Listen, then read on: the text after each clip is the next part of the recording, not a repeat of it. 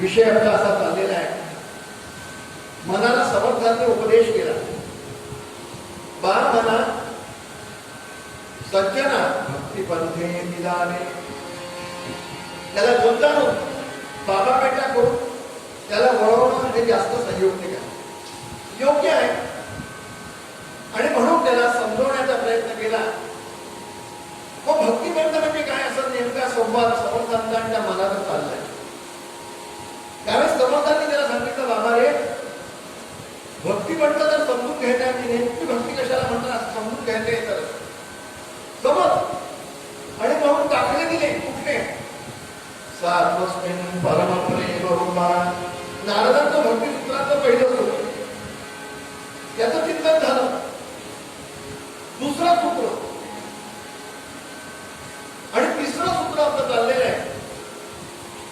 पहिलं सूत्र कोणतं आहे आता तो भक्ती दुसरं सूत्र सात्वस्मिन् परम प्रेम रूपान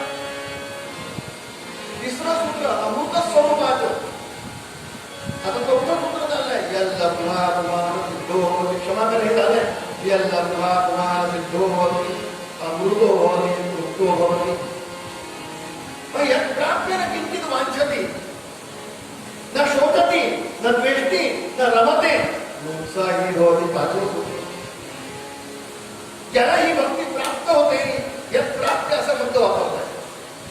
ज्याला खऱ्या अर्थानं भक्ती कळते लभते पहिल्यांदा झालं आणि ती लागल्यानंतर नेमकं काय काय सोडायला पाहिजे आता आपण त्याचं चिंतन करतो. पहिले काय धरायला पाहिजे किंवा काय मिळतं ते पाहिलं. जी भक्ती प्राप्त झाल्यानंतर तो सिद्ध होतो त्या सिद्धाची व्याख्या पाहिली या दब्धा किंवा सिद्धो भवती अमृतो भवती तृप्तो भवती. श्रावणामध्ये आज तरी असं वाटतंय तृप्तो भवतीचा आनंद मिळतोय पहिल्यांदा असं होतं. बरं दरवेळेस काय व्हायचं की कीर्तनाच्या वेळेस जर पाऊस पडला की श्रोत्यांवरती परिणाम व्हायचा. आता काही भांडणच नाही दार लागलाय महाद्वार त्यामुळे आपण आता आहोत आहोत येथेच पडावा अशी आपल्याच्या चरणी प्रार्थना. जय जय तुमको भवती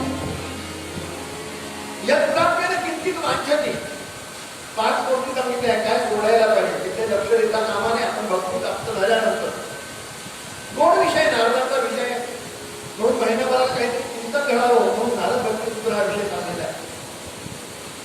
काय सुटायला पाहिजे कुठल्या गोष्टींकडे लक्ष नसायला पाहिजे भक्ती मिळाल्यानंतर किंवा भक्ती आपल्या हृदयात प्राप्त झाल्यानंतर. यत् प्राप्य किंचित वांछति न शोचति. दुसरा नंबर यत् प्राप्य किंचित वांछति न शोचति न द्वेष्टि न रमते आणि नोत्साही भवति. 5 गोष्टी त्या सुट्ट्या पाहिजे. त्याची पहिली गोष्ट झाली यत् प्राप्य किंचित वांछति न शोचति न द्वेष्टि.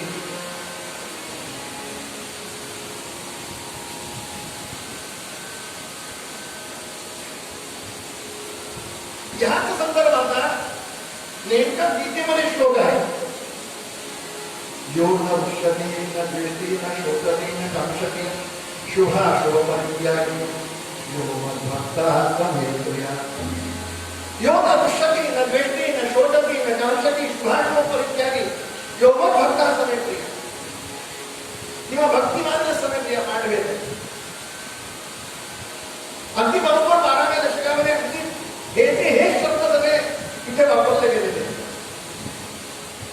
नारदांनी आचार्यांनी ज्यावेळेस भक्तीसूत्र दिली त्यावेळेस सुद्धा हे यत् प्राप्य किंचित वांछति न शोचति न द्वेष्टि न रमते नोत्साही भवति. अगदी तेच पसंत आहे.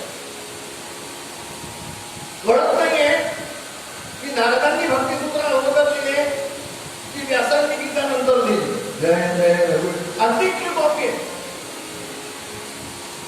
नारदांनी व्यासाचं उत्तर नाही की व्यासांनी नारदांचं कॉपी केली आहे ते कळायला मार्ग नाही. पण अगदी उभे उभे कोणाचा तरी कोणावरती परिणाम आहे. जय जय रघु ते नकारता येत नाही. मला सहज एक प्रसंग आठवला. आपल्या डॉक्टर मानस मनोहर दुबेजींनी परमादरणीय डॉक्टर दुबेजींनी ज्यावेळेस दासबोधाचं हिंदी रूपांतरण केलं. आता ते स्वतः मानसचे प्रकांड विद्वान आहे. त्या मानसचे विद्वान असल्यामुळे काय झालं कुठेतरी तर मानसाचा त्याच्यावर केला पाहिजे परिणाम. कुठे आला तो परिणाम तुम्हाला सांगतो कुठे आला. वाल्मिकी स्तवनामध्ये ना समर्थांनी असं वर्णन आहे वर्णन केलंय वाल्मिकींचं. उभऱ्या नामासाठी वाल्मिकांना उठावली भविष्यवला शतकोटी चरित्र रघुनाथाचे. उभराट्या नामासाठी वाल्मिकांना उठावली भविष्यवला शतकोटी चरित्र रघुनाथाचे म्हणून समर्थांनी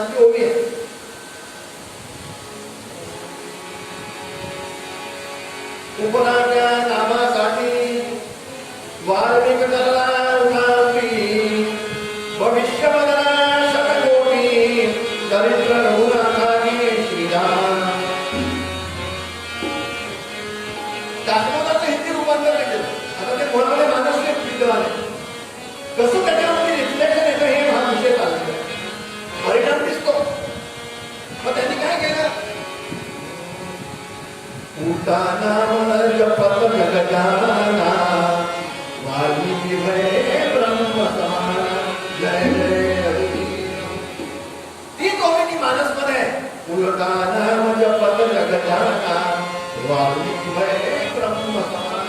ती दोन्हीकडे घेतली म्हणजे कळत नाही. तर कोणाचं हे जर नसेल माहिती तर तो विचार करेल की वाल्मिकीने अगोदर लिहिलं की द्विवेदीने अगोदर लिहिलं. विनोदाचा पक्ष. तसं नारदांनी अगोदर लिहिलं की व्यासांनी अगोदर लिहिलं हे समजणं फार अवघड आहे. पण अगदी ट्रू कॉपी आहे. ज्या गोष्टी तिकडे नारदांनी उल्लेख केला आहे त्याच गोष्टी इथे आल्या. मग काल आपला विषय चालला होता यत्प्राप्य किंचित वांछते, काही अपेक्षा करत नाही. का अपेक्षा करत नाही? आपण बघितलं की माईक क्षेत्र कसं असतं. दोन गोष्टी असतात, एक माईक आणि एक ईश्वरी क्षेत्र. थोडं रिकेट करतो. तिथे जड आणि चेतन आहे. माईक क्षेत्रात सुद्धा जड आणि चेतन आहे. मग जड वस्तू म्हणजे ज्या आपल्याला वस्तू लागतात, कार आहे, बंगला आहे, फ्रीज आहे, टीव्ही आहे, ह्या सगळ्या वस्तू आपल्याला अपेक्षित नाही. म्हणून ती भक्तीच करत नाही. ते आपल्याला मान्यच नाही. असा एक प्रश्न निर्माण झाला होता. म्हणून ती अपेक्षाच नाही. पण ईश्वरी क्षेत्रातल्या ज्या कामना आहेत त्या अपेक्षित आहेत. त्या तुम्ही करू शकता. नवे नवे निंदनीय नवे वंदनीय आहेत. त्या परम वंदनीय कामना आहेत.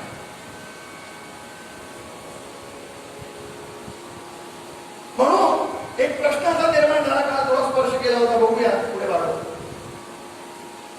ती ज्या कामना आहेत ईश्वरी क्षेत्रातल्या कामना, त्याच्यामध्ये गंमत अशी आहे की ज्यावेळेस परीक्षिताला सुखदेव सांगतायत, परीक्षित ऐक, काय सांगितलं? गोपींनी 4 भावनेनी भगवंताला भरलं. कृष्णं विदु परम कांतम, कृष्णं विदु परम कांतम, न तु ब्रह्म दयागुणे. परम कांत रूपानं म्हणजे जसं नवऱ्याचं पत्नी, पती पत्नीचं जसं प्रेम असतं तद्वत प्रेम गोपींचं भगवंतावरती आहे. आणि हे ऐकल्यानंतर परीक्षित चक्रवले. परीक्षितीला कळत ना हे काय म्हणतात ते. तर सामान्य पतिपत्नींचं प्रेम तर गोपींनी भगवंतावरती जर प्रेम केलं असतं तर ह्यामध्ये त्यामध्ये फरक आहे. आणि पुन्हा प्रश्न असा आहे परीक्षितींचा, तर सामान्य माणसाचं प्रेम लक्षात घ्या हे गुणात्मक असतं, त्रिगुणात्मक असतं. पण मायेच्या अधीन असल्यामुळे सगळं त्याच्यामध्ये आहे. मग हे गुणप्रवाहाच्या परी कसं गेलं? जय जय रघुवीर वेदांताचा विषय, सुंदर विषय. परीक्षितीच्या भगवंता हे मायेच्या परी कसं गेलं? गोपींनी जर भगवंतावरती प्रेम नवऱ्याप्रमाणे प्रेम केलं, पती पत्नीचं प्रेम असतं तसं केलं, तर गुणप्रमाणाच्या विरुद्ध कसं केलं? गुणप्रमाणाच्या परे कसं केलं? मायेच्या परे कसं केलं? त्यावेळेस शुभदेव हसले. काय सांगतायत? शुभदेवांनी सांगितलं, कामं क्रोधं भयं स्नेहं, कामं क्रोधं भयं स्नेहं, मैत्रं सोहासनेन. अरे परीक्षित आई, भगवंतावरती कसंही प्रेम केलं, ईश्वरी क्षेत्रात चाललंय बघा. आमची जी कामना असली पाहिजे ईश्वरी क्षेत्रातली कामना जी वंदनीय आहे. भगवंताला कुठल्याही रूपानं बदलं, कामानं भजा, भयानं भजा, स्नेहानं भजा, मैत्रीनं भजा. पण ते काय होतं?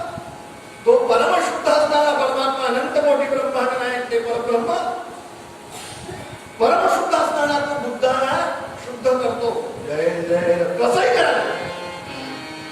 तेच गोपींबरोबर झालं, तेच कुब्जाबरोबर झालं. कुब्जाने पती रूपाने भगवंताची आराधना केली, भगवंताची आराधना केली. त्याचा परिणाम काय झाला? तिला ते मिळाले. का मिळाले? कुठल्याही रूपांमध्ये करा तो मिळतो. पण एक लक्षात ठेवा, इथे आपला जो विषय चाललाय 100% प्रेम, 100% प्रेम. म्हणजे काय होतं तुम्हाला गंमत सांगतो. काल आपण पाहिलं वस्तूवरती प्रेम करत असताना आपलं मन वस्तूवर जातं. मग भगवंतावरचं प्रेम संपलं. आणि मन तर एकच ना, 10-20 तमाम नाही आपल्याजवळ.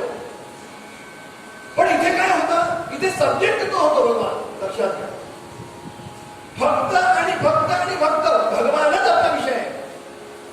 आणि भगवान आपला विषय ज्यावेळेस बनतो त्यावेळेस काय होतं, त्याची कृपा संपादन होते. साधा सिद्धांत. म्हणजे याचाच अर्थ असं होतो की 100% प्रेम त्याला अर्पित केलं जातं. ते झालंय. म्हणून पुढे सुद्धा शुकदेवांना परीक्षिताने पुढे प्रश्न केलाय. देवा कुठे प्रश्न केलाय, हे सगळं ऐकलं तत्वज्ञान. आणि परीक्षित पुन्हा प्रश्न करते झाले गोपीगीत रास प्रकरणामध्ये. ते म्हणाले देवा हे सगळं ठीक आहे, पण भगवान स्वतः सांगतायत काय, धर्म संस्थापनाय संभवामी युगे युगे. धर्म स्थापनेसाठी मी जर करतो तर हे काय प्रकरण आहे म्हणाले देवा. परीक्षित विचारतायत. त्यावेळी शुकदेवाने पुन्हा डोकं खाल्लं. म्हणाले ह्याला इतकं सांगणं काही योग्य नाही म्हणाले. का समर्थांच्या भाषेत सांगू, सिद्धांचे जे निरूपण, सिद्धांचे जे निरूपण ते साधकास मने जाण, पक्व नाही अंतकरण म्हणून या श्रीराम. सिद्धांचे जे निरूपण आहे ते साधकास न मने जाण, समजू शकत नाही. म्हणून परीक्षितला सांगण्याचं काय उपयोग आहे. भगवान म्हणले अरे परीक्षित ऐक, तुला तर मनात प्रश्न येतो की भगवान धर्मस्थापनेसाठी आले आणि भगवंताची ती लीला आहे धर्मस्थापने विरुद्ध आहे. हे सगळं प्रकरण कोणतं रास प्रकरण म्हणा, गोपीगीत प्रकरण म्हणा, तुला असं भासतंय. तो परमशुद्ध असल्यामुळे, मायेच्या परी असल्यामुळे महापुरुषांची चरित्र अंडरलाईन करा आणि भगवंताची चरित्र ही मायेच्या परी असल्यामुळे तुम्ही त्याची गणना आपल्याशी करू नका. जय जय रघुवीर. किती गणेश उदाहरण देता येतील. सगळं केलंय भगवंताने, पण हे सगळं मायेच्या परे, गुणप्रवाहाच्या परे. आणखी सांगतो महापुरुषांच्या ठिकाणी हे सगळं कोण करतं. परीक्षिताला भगवान सांगतो आहे शुकदेव महाराज काय, भगवानच ही सगळी करू त्याच्याकडे. भगवान स्वतःच करतात, त्यामुळे ते कुठेही आसक्त नसतात. मग ते कुठे आसक्त असतात, फक्त भगवंताच्या ठिकाणी. जय जय रघुवीर. त्यामुळे ते कर्माचा दोषाचा जो अधिकारी आहे ते नसतात महापुरुष. सगळं करता करणारा भगवान असतो. म्हणूनच यत्प्राप्यन किंचित वांछन, काही अपेक्षा करत नाही. काही काय करा, त्यांची अपेक्षा म्हणजे एकच. काल आपला विषय निघाला होता. यत्प्राप्यन किंचित वांछन म्हटल्यानंतर आर्तो जिज्ञासु अर्थात ज्ञानी भरतर्षव 4 प्रकारचे भक्त सांगितले आणि त्याच्यात तर स्पष्ट उल्लेख आहे. आर्तो जिज्ञासु अर्थात ज्ञानी भरतर्षव. त्याच्यामध्ये अर्थ येतो. आता 2 बद्दल वाद आहे ना. आपला विषय काय चाललेला आहे, भगवंताच्या शिवाय मागतच नाही असा विषय धरला. तो खरा भक्तच नाही. मायेच्या क्षेत्रात तो मागत नाही. बघा मग मायेच्या क्षेत्रात जर त्याला अपेक्षा नसते असं जर नाही धरलं तर ह्याच्यामध्ये अर्थ कोण आहे, जिज्ञासू आणि ज्ञानी, ह्याच्याबद्दल वाद नाही. पण अर्थ कोण आहे, आर्थो जिज्ञासू आणि अर्थार्थी, दुसरा अर्थार्थी. यांना काय म्हणावं. अर्थ तर असाच असतो ना, दीन आहे, दुःखी आहे, म्हणून भगवंताला धारण करणारा. म्हणून नाथ महाराजांनी यांची सुंदर व्याख्या केलेली आहे. आपण अर्थ कोणाला म्हणतो, जो दुःखी आहे, जो दीन आहे. मग तो काय करतो, भगवंताला मागणं मागतो. बघा आता पुन्हा तोच प्रश्न की तो अर्थ आहे, दीन आहे, दुःखी आहे, म्हणून भगवंताकडे त्यानं मागणं मागितलं. मग त्याने काही जड वस्तू मागितली, मी दुःखी आहे देवा मला हे दे ते दे, संपलं. तो भक्तच नाही. मी नाही म्हणत. रोगिया नाव अर्थता हे व्याख्यान नवे परमार्था. नाथ महाराज म्हणतात रोगिया नवे अर्थता हे व्याख्यान नवे परमार्था. परमार्थामध्ये रोगियांसाठी देवाकडनं दीन झाल्यानंतर, दुःखी झाल्यानंतर देवाकडनं मागणं हे योग्यच नाही. मग अर्थ कोणाला म्हणायचं, नाथांनी व्याख्या केली आहे, खूप सुंदर आहे.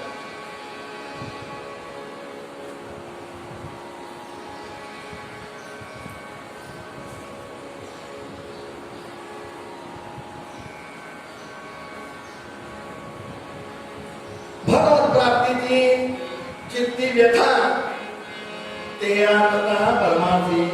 भगवत प्राप्तीची ज्याला जितकी आर्तता आहे, लौकिक गोष्टींची आर्तता नाही. आपण सगळेजण अगदी स्थितीत मध्ये ऐकतो, प्रत्येकाच्या लक्षात येईल. जड वस्तूंना आर्तता कोणी मागत असेल, तो आर्त, त्याला आर्तभक्त म्हणतात येणार नाही. त्याचं धरून करा की तो भक्त आहे. पण देवाजवळ एखादी गोष्ट जड बघतोय, आपल्या व्यक्तिगत कामासाठी मागतोय, आपल्या व्यक्तिगत जीवनासाठी मागतोय, तर धरून करा की त्याचं चळण झालंय. चळण झालंय म्हणजे तो घसरलाय. जय जय रघुवीर. मग आर्तता कोणाला म्हणायची? परमार्थासाठी ज्याला अपेक्षा आहे, तेव्हा आता मला हे व्हायला पाहिजे, हे व्हायला पाहिजे. अर्थार्थी काळ आपण पाहिलं, अर्थार्थी सुद्धा हा भाव आहे. पुढे सर्वार्थी मीची अर्थना नाथमारांना ओळख करतात. शुभा अर्थार्थी या नाव दाना. भगवंताशिवाय दुसरं काहीच नाही. अर्थ म्हणजे फक्त भगवंत बस. आणि म्हणून जर अर्थ जिज्ञासू अर्थात ज्ञानीचे भरतर्षभ, मग अर्थ ह्याला म्हणायचं जो भगवंताकडे मागतो. काल आपण पाहिलं काय काय मागितलं, संतांनी मागितलं नाही का? मागितलंय. यत् प्राप्येन किंचित वांछति. काहीच मागत नाही, काहीच मागत नाही, काहीच मागत नाही. एवढी मोठी यादी आहे. काल आपण पाहिलं. किती तरी दाखवू शकतो. कोणती यादी आहे?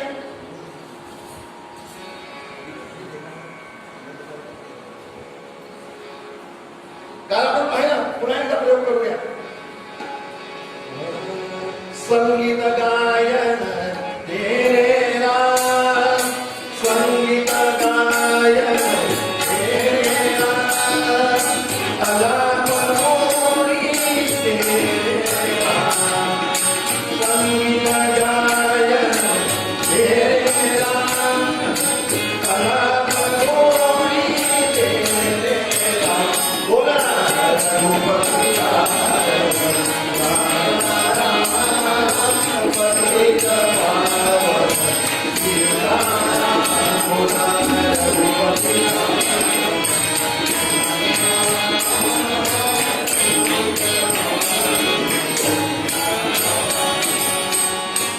ब्रह्मानुभव तेरे राम, ब्रह्मानुभव तेरे राम, अनित मत तेरे राम, ब्रह्मानुभव तेरे राम, अनित मत तेरे राम. बोला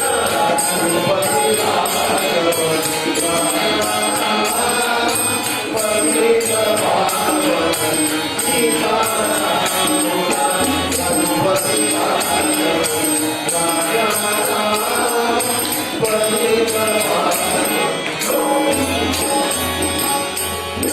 या सगळ्या गोष्टी मागितल्या. संगीत गायन तेरेला काल आपण पाहिलं, विस्तारात करूया. अलाप गोडी तेरेला, अलापांच्या ठिकाणी आच्या ठिकाणी गोडी तेरेला. काय उद्देश आहे? पण हे व्यक्तिगत मागणं आहे का? नाही. व्यक्तिगत आहे, पण कशासाठी? मला काय मैफिल चालवायचे, मला काय राज दरबारी गायक बनायचंय? ज्या समर्थांनी दरबारी, क्षमा करा, रामदासी म्हणून त्यांच्याकडे हे राग आहे, त्याचे जनक समर्थ मानले जातात. गायनावरती एवढं प्रेम, पण दरबारी गाण्यासाठी पाहिजे का?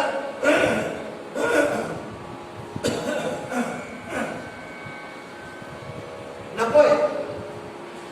मग मला हे गाणं काय यावं? मला नृत्यकला मदत देण्याला का नृत्यकला पाहिजे? कधी विचार केलाय? मला नृत्यकला पाहिजे देवा, अलाप गोडी पाहिजे, संगीत गायन दे, या सगळ्या गोष्टी दे. का दे?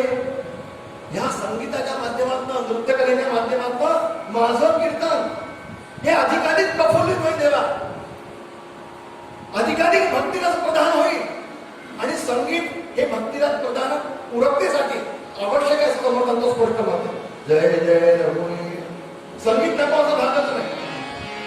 आता आम्हाला येत नाही म्हणून आम्ही संगीताचा हे करतो, ही गोष्ट वेगळी. पण संगीत हे पूरक आहे, भगवत भक्तीच्या ते आड येणार नाही.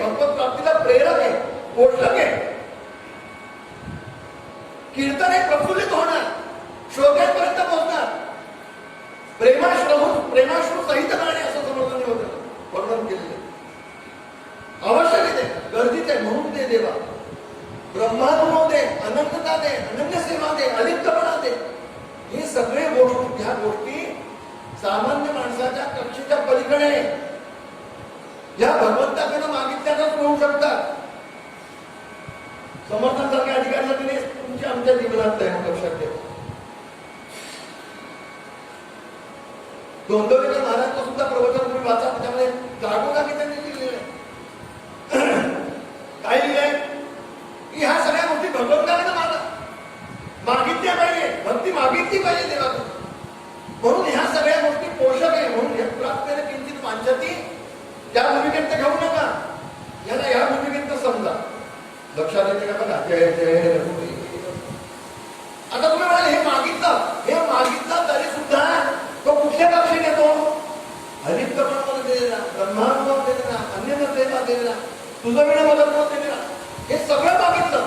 पण हा कुठल्या कक्षेत आला? फक्त यत्प्राप्य किंचित वांछती. मागून ना मागितलं काय हो, काय उपयोग आहे? देव म्हणलं हे तर सोडून मला मागायचं, काहीतरी माग म्हणाले, काहीतरी माग ना लगे मुक्ती धनसंपदा हे विधान देगा देवा तुझा. अरे तुझा विसर ना बाबा, तुझा विसर ना बाबा, विसर नाही म्हणून तुला द्यायला आलो. देव म्हणताय तू माझं सारखं स्मरण करतो म्हणून तुला द्यायला आलो. आता हे सोडून काही मागतो ना, काय हे विधान देगा देवा तुझा विसर, दुसरा विषयच नाही मला मागायचं.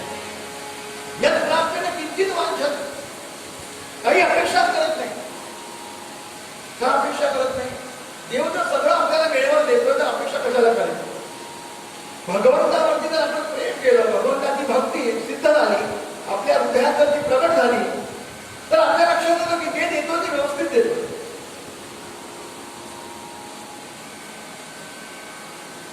जे मिळालं नाही त्याच्यासाठी आकापिटा करण्यापेक्षा जे मिळालं आहे त्याच्यात समाधान राहणार. कोणतं करणार? जय जय सगळे संत राहतात. जे मिळाले आपण त्याच्यात समाधान राहणार, त्याचा आनंद घेतला. त्याला नाही कळत का आपण मागे विषय घेतलाय, तो सर्वज्ञ आहे, आपण अल्पज्ञ आहोत. नेमकं आपल्याला काय मिळायला पाहिजे त्याला नाही कळत का? ज्या अर्थी आपल्याला दिलं नाही त्याला आपली गरज नाही, त्या गोष्टीची आपल्याला गरज नाही म्हणून त्याने आपल्याला दिलं नाही असं विचार करायला पाहिजे. आपण कधी डॉक्टरला म्हणतो का की डॉक्टर साहेब तुम्ही याला हे देता मला देत नाही. 2 पेशंट ते डॉक्टरकडे गेले, ऍडमिट झाले 8 दिवस. 8 दिवस ते ऍडमिट झाल्यानंतर काय झालं? एकाला डॉक्टर व्यवस्थित जेवायला देतो, व्यवस्थित तर काय पाहिजे तेवढं करा, आणि एकावरती प्रतिबंध, ज्याच्यावरती प्रतिबंध होता त्यांनी कोण त्याच्याजवळ होता.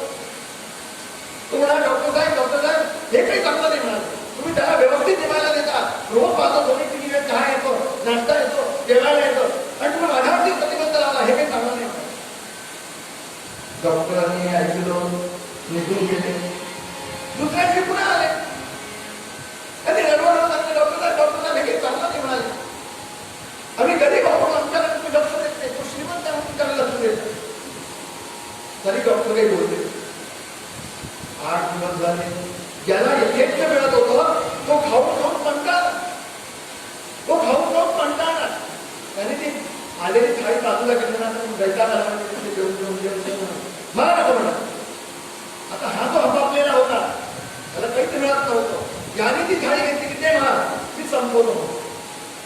ह्यानी संपवली आणि संपवलेला परिणाम काय झाला की लगेच बेल वाजवावी लागली, इमर्जन्सी, डॉक्टरला बोलवा, ह्याला बोलवा, तब्येत बिघडली. आणि संतानाला कोणी गेले झालं, कंपाऊंडर होणार काय नर्सिंग ऑफिस डॉक्टर कोणी केलं? हा म्हणाला मीच केलं. पेशंट नंतर मीच केलं, त्यांचा दोष नाही. का खाल्लं?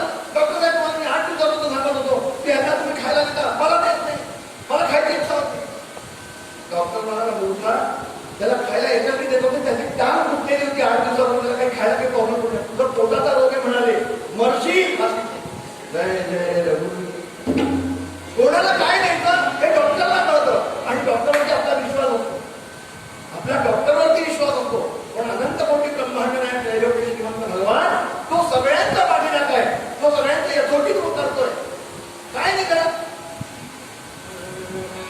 रामा तू माझा यजमान, रामा तू माझा यजमान, रामा तू माझा यजमान. जननी जननी जननी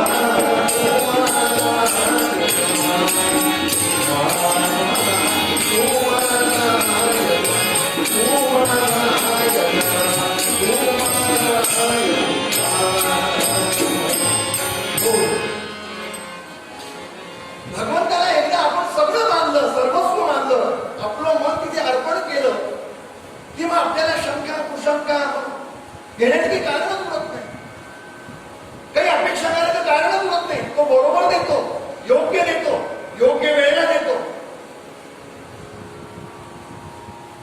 पण हे केव्हा कळेल?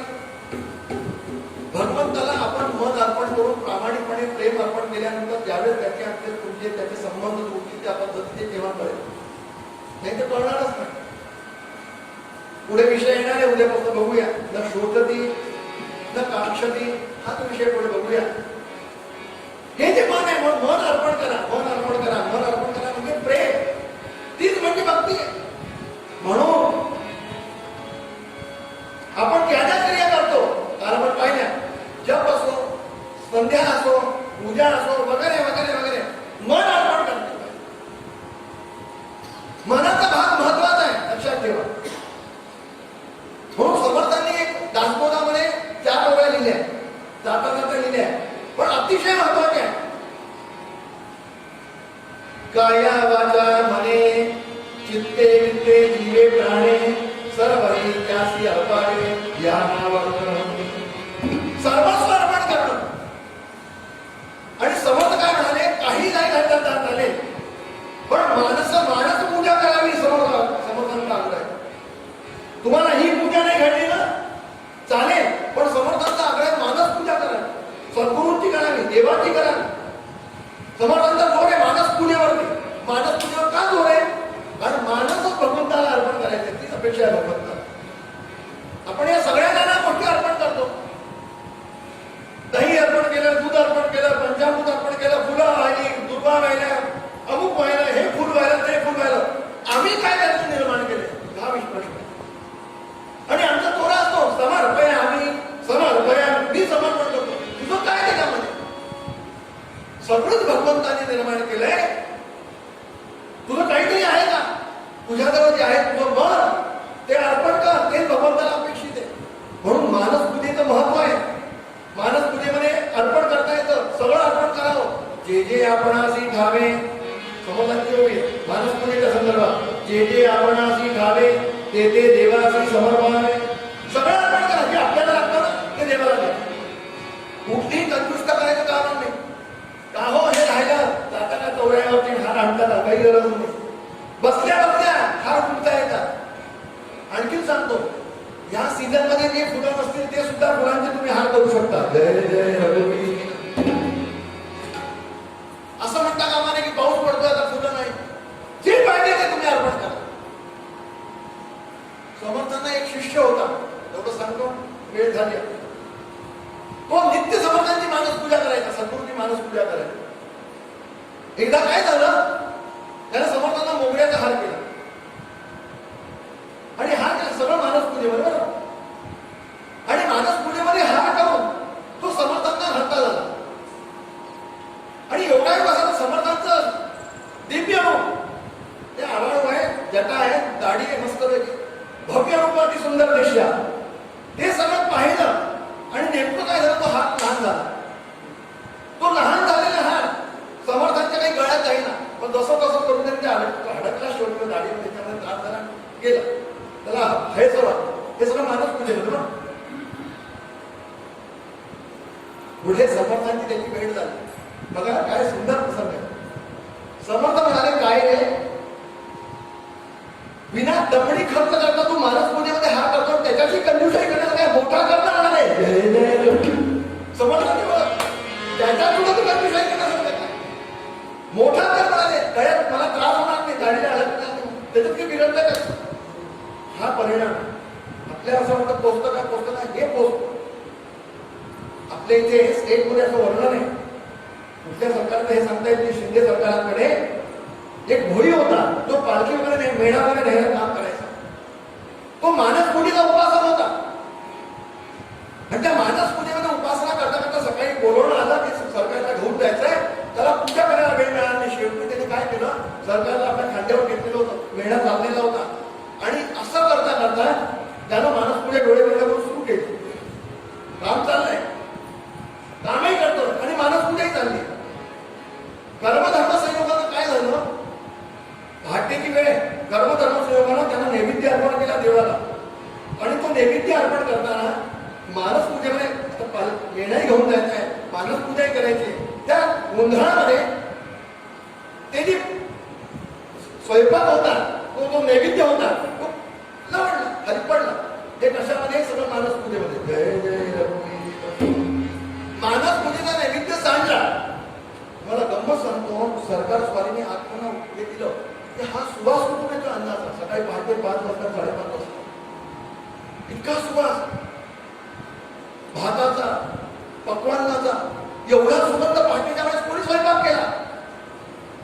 त्यावेळेस लोकांनी शोध घेतल्यानंतर सांगितलं की हा भोईत तो आपला मानस पूजा करणारा सरकार यांना नैवेद्य दाखवला होता, तो नैवेद्य जवळला, त्याचा परिणाम जय जय खरी होती. म्हणून मन आपल्याला भगवंताला अपेक्षित आहे, बाकी काही नको. म्हणून आचार्य नाराज सांगताय, भगवंताकडून काही अपेक्षा करू नका. भगवंताला म्हणा, देवा द्यायचंच असेल ना तर एकच काम कर. काय कर, मना सज्जना भक्ती